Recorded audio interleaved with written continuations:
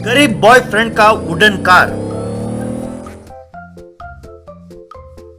किस्मतपुर नाम के गांव में कुबेर नाम का एक गरीब लड़का कॉलेज में पढ़ता था।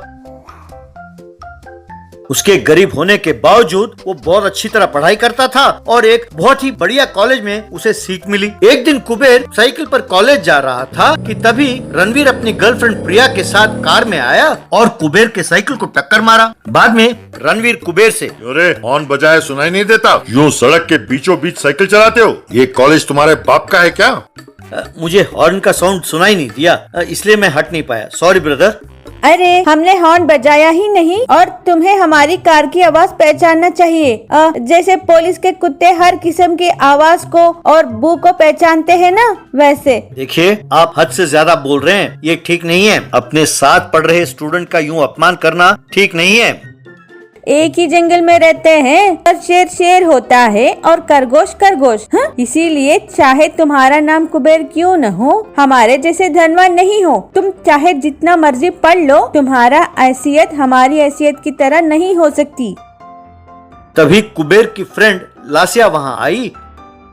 चलो आखिरकार मान तो गए कि तुम जंगली जानवर हो। वैसे जंगली जानवर से इनकी तुलना करना जंगली जानवरों का अपमान करना है। अरे हाँ, बड़ी आई इसकी सपोर्ट करने के लिए।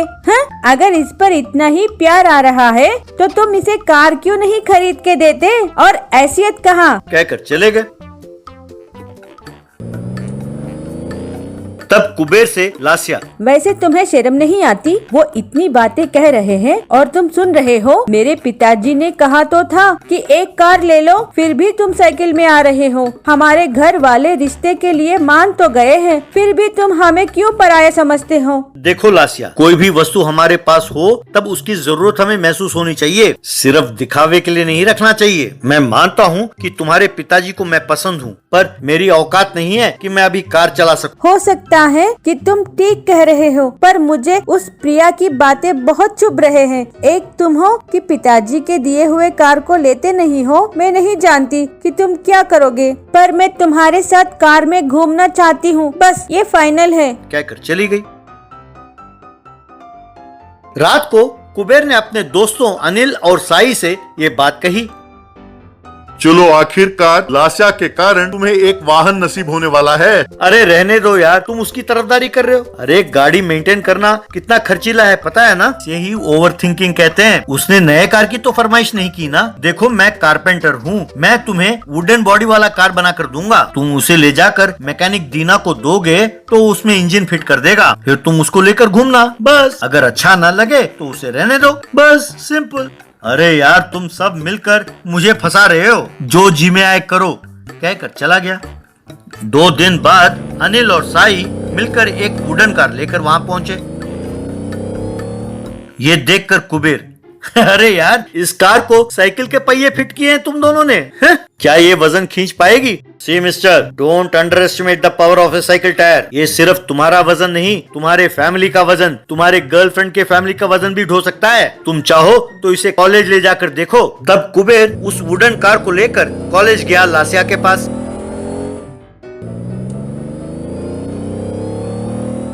वहाँ लासिया से कुबेर, ये लीजिए मैडम, आपकी फरमाइश पर गरीब बॉयफ्रेंड का वुडन कार। सब कॉलेज स्टूडेंट्स उस कार को हैरान होकर देख रहे थे।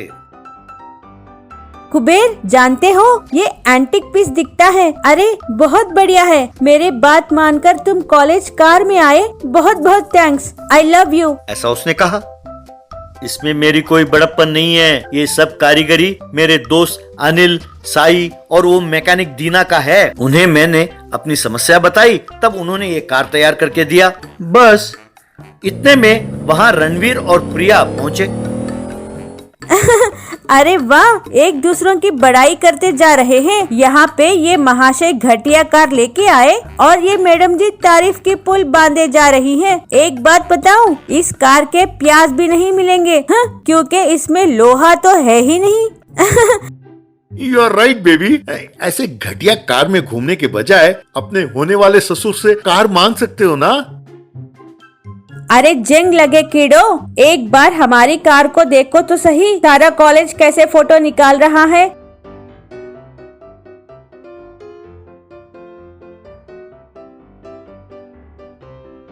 ये काफी है ये जानने के लिए कि ये गाड़ी कितना सक्सेसफुल है। तुम्हारा पास ये 50 लाख की गाड़ी है पर कोई इसकी परवाह करता है क्या? ये फालतू के बकवास छोड़ो और पढ़ाई पर ध्यान दो, नहीं तो भीख मांगना पड़ेगा। कहकर लास्या और कुबेर कार में बैठकर चले गए। उस दिन से लास्या और कुबेर हर रोज कॉलेज उसी वुडन कार पर आते थे। 100 व्हील ऑटो। एक गांव में अनमोल नाम का एक ऑटो वाला रहता था। वो बहुत लालची आदमी था। वो हरदम ऑटो में ठूस ठूस के लोगों को भरता था। ऑटो के ऊपर भी लोगों को चढ़ाकर शेयर ऑटो चलाता था। एक बार अनमोल अपने ऑटो को पंचर की दुकान को लाकर पंचर डालने वाले टिल्लू से, क्यों रे, हफ्ते में 2 बार तुम्हारे पास आना पड़ रहा है, तुम ठीक से पंचर डाल रहे हो क्या या ऐसे ही हवा भरकर भिजा दे रहे हो? कहा। टिल्लू तब, बस करो भाई, वैसे तुम्हारे ट्यूब को नए पैच डालने के लिए जगह ही नहीं है। मेरे डाले पुराने पंचर पैच के ऊपर ही फिर से पंचर लग रहे हैं। ऐसे पंचर के ऊपर पंचर गिरे तो हवा कैसे रहेगा? मेरी बात मानकर ट्यूब बदलो भाई, मैं हाथ जोड़ता हूँ। कहा। अनमोल तब, रे, सिर्फ 4 साल पहले ही मैंने ट्यूब बदला था, उतनी जल्दी बदलने का होगे क्या? प्राइवेट हॉस्पिटल के डॉक्टर से भी बहुत बदतर बन गए हो तुम, इस पे ही पैच डालकर मैनेज करो। कहा। टिल्लू तब, लाश को सर्जरी करके क्या फायदा होगा भाई, इन्हें पंचर डालना अब मुझसे नहीं होगा। कहा। अनमोल कुछ नहीं कर पाया और ट्यूब बदलवाया। टिल्लू तब, भाई पहले ही कह रहा हूँ, तुम ऑटो में उसके कैपेसिटी से ज्यादा लोगों को भर के पुलिस वालों से बचने के लिए गलियों में से छोटे छोटे रास्तों में से जाना नहीं छोड़े तो ये ट्यूब भी फट जाएंगे, देख लेना। कहा। अनमोल तब, बाप रे, कमाए सारे पैसे सिर्फ टायर, ट्यूब्स और उनके पंचर के लिए ही खर्च हो रहे हैं, कुछ ना कुछ रास्ता तो निकालना होगा। सोचा। एक बार अनमोल एक आदमी को एक बड़े से पेड़ के तने को आरे से काटते हुए देखा। तब उसे एक उपाय सूझा। उन 100 व्हील्स ऑटो के साथ अनमोल जा रहा तो टिल्लू ने उसे देख लिया। वो आश्चर्य में पड़कर, रे निकम्मे, तुम्हारे ऑटो की वजह से रोड खराब हुए तो भी चलेगा, मगर तुम अपने पैसे खर्च नहीं होने दोगे क्या? किसी ना किसी दिन सर्वनाश हो जाओगे। सोचा। एक बार अनमोल सामिल के मालिक से मिला और, सर, आप तनों को काटने के लिए बेकार में बहुत पैसे खर्च कर रहे हैं सर। आपके जैसों के लिए ही मैंने इस मल्टीपर्पस ऑटो को तैयार करवाया। मैं आए दिन आपके मिल के पास से ऑटो चलाते हुए जाता हूँ। आप रोड के ऊपर पेड़ के तनों को लगाइए, मैं अपने ऑटो के मदद से उन्हें जहाँ काटने के लिए बोलोगे मैं उन्हें वहाँ काटूंगा। वैसे भी मैं वहीं से जाता हूँ ना, कारपेंटर को देने वाले पैसों में से 30% पैसे दिए तो बस है। कहा। जानकी राम तब, तुम कमाल के हो भाई, अगर तुम साइंटिस्ट होते तो मिसाइल्स पे लोगों को बिठाकर देश पार करवाते थे। ठीक है, काम करो। कहा। अनमोल तब, अरे ये आइडिया भी अच्छा है ना, पैसे आए तो ऐसे ही करूंगा। सोचा। ऐसे अनमोल अपने 100 व्हील ऑटो में लोगों को घुमाने लगा।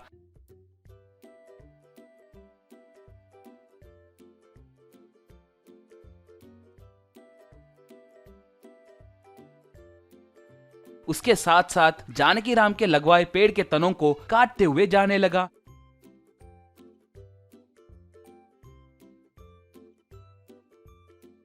और शाम को जानकी राम के पास से पैसे लेने लगा। ऐसे अनमोल बहुत पैसे कमाने लगा। एक बार अनमोल से टिल्लू, भैया पड़ोस गांव में लड़की वालों को 3 दिनों के लिए ऑटो चाहिए कहकर पूछे थे। एक दिन के लिए 10,000 देंगे बोले थे, मगर तुम्हें गांव से जाने का परमिट नहीं है ना, और उस गांव को जाना हो तो ब्रिज, ऐसे कुछ कहने ही वाला था। तभी अनमोल, रे परमिट किसे चाहिए रे, पैसे आएंगे बोले तो मैं कुछ भी करूंगा, एड्रेस दो मैं जाऊंगा, तुम कुछ बात मत करो। कहा। टिल्लू तब, ये गया काम से, यूं सोचा।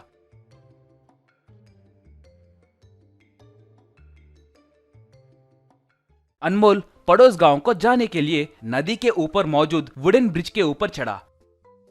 वो 100 व्हील्स ब्रिज के लकड़ियों को काटने लगे। उसका ऑटो ब्रिज के बीच में जाने के बाद ब्रिज में एक छेद हुआ। वो ऑटो अचानक से उस नदी में गिर गया। अनमोल तब, बाप रे कहकर जोर से पुकारा। आखिर में अनमोल किसी भी तरह नदी में से बाहर आया। उसका ऑटो नदी में बह गया। अनमोल उसे देखकर सोना जैसा ऑटो समुन्द्र में डूब गया रे, हे भगवान कहकर पुकारा। इतने में गांव का बड़ा वहां पर आकर, क्यों रे, ये वुडन ब्रिज है, ये पता होने के बावजूद भी आरे के पहिए चलाते हुए इस पे चढ़ाओगे क्या? अब इसकी मरम्मत के लिए 1 लाख रुपए खर्च होंगे, तुम्हें ही भरना होगा, नहीं तो मैं तुम्हें जेल में डाल दूंगा, कहा। ये सुनकर अनमोल गश खाकर नीचे गिर गया। बाद में अनमोल नया ऑटो खरीदकर ईमानदारी से जीने लगा।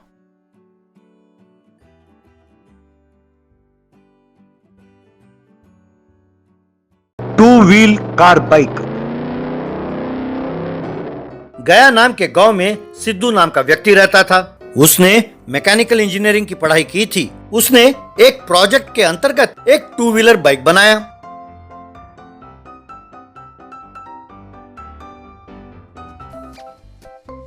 और फिर अपने दोस्त विवेक को उसे दिखाया। उस 2 व्हीलर बाइक को चलाने के बाद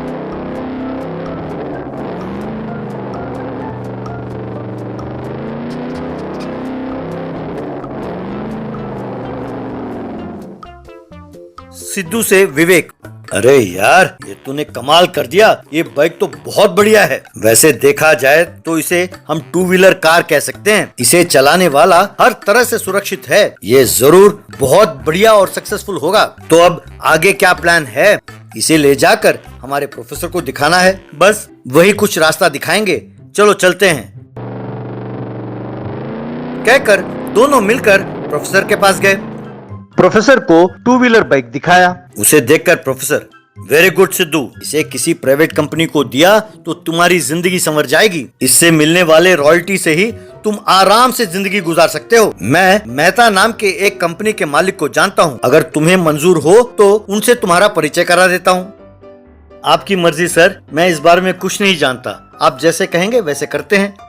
तब सिद्धू, प्रोफेसर और विवेक तीनों मेहता के पास पहुंचे और मेहता को वो बाइक दिखाया।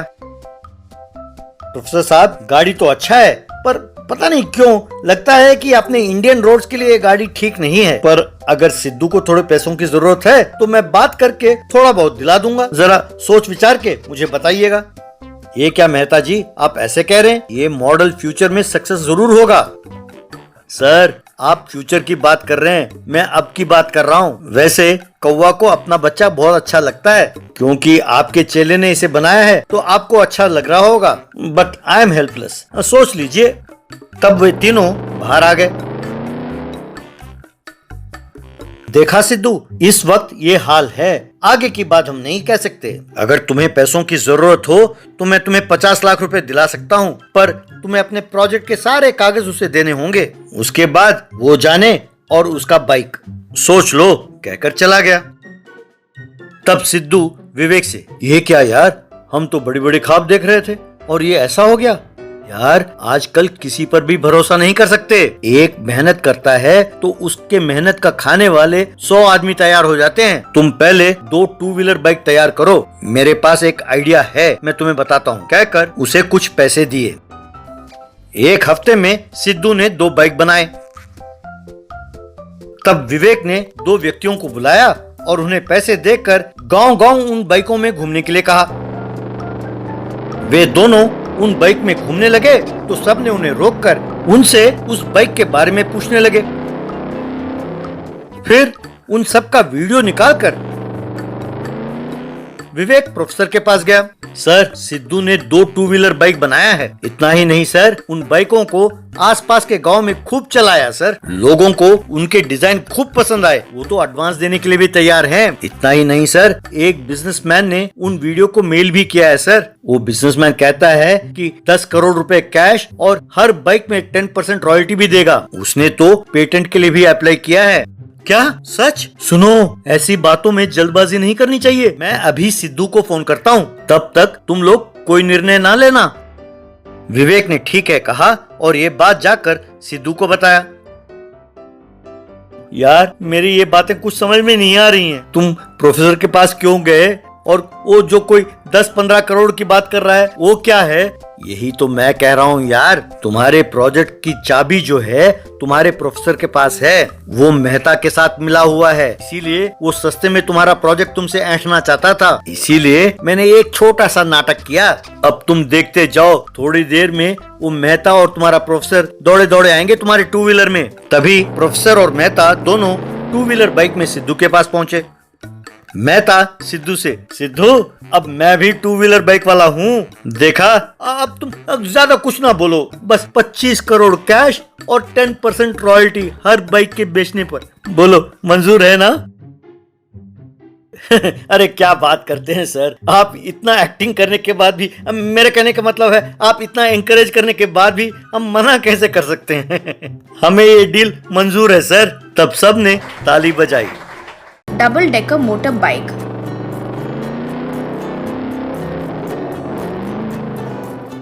भवानी नगर नाम के गांव में महेश अपने बड़े से परिवार के साथ मिलकर रहता था।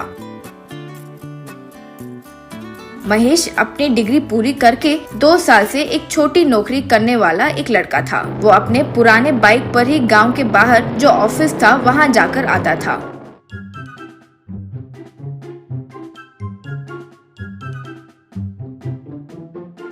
घर पर सिर्फ वो एक ही कमाने वाला होने के कारण उसकी तनख्वाह काफी नहीं होती थी।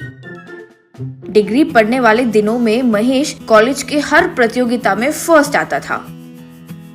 उसके क्लास में एक लड़का वासु पीछे रह जाता था।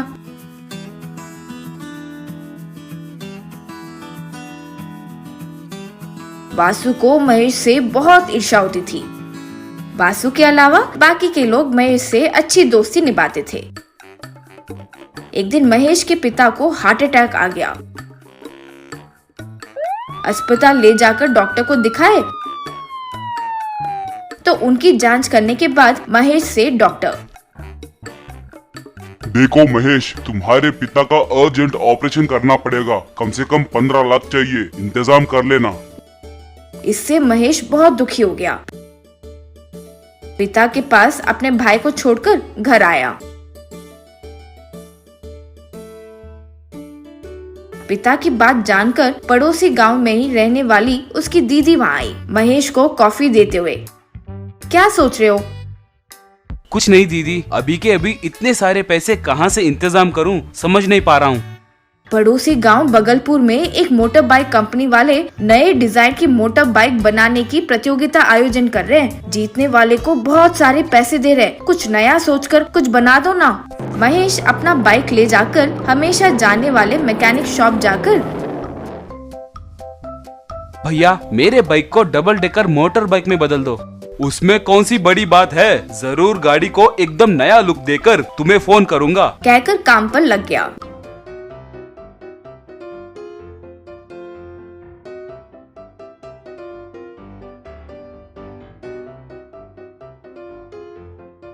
बाइक को डबल डेकर मोटर बाइक में बदलकर अंजी महेश को फोन मिलाया। आकर बाइक देखो। महेश आकर डबल डेकर मोटर बाइक को देखकर बहुत खुश हुआ। महेश अंजी डबल डेकर मोटर बाइक पर ट्रायल्स कर रहे थे।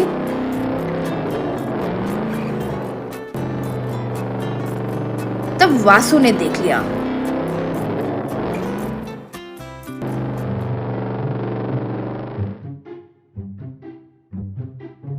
गाड़ी लेकर महेश के जाने के बाद वासु अंजी के पास आकर पूरी बात पता लगाया।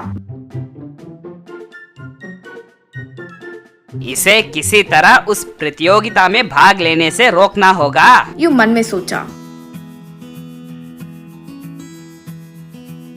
उस रात वासु महेश के घर के सामने मौजूद डबल डेकर बाइक के हैंडल को तोड़कर अपने साथ ले गया। सुबह जागकर बाइक को देखकर महेश दंग रह गया। महेश जाकर उस कॉलोनी के प्रेसिडेंट अग्रवाल से मिलकर, सर मेरे घर के पास पार्क किया हुआ मेरे बाइक के हैंडल को किसी ने चुरा लिया, कृपा करके आपके पास जो सीसीटीवी फुटेज है वो देखकर बताइए ना। तब प्रेसिडेंट ठीक है कहकर सीसीटीवी फुटेज दिखा दिया। तब वासु का किया धरा काम पता चल गया।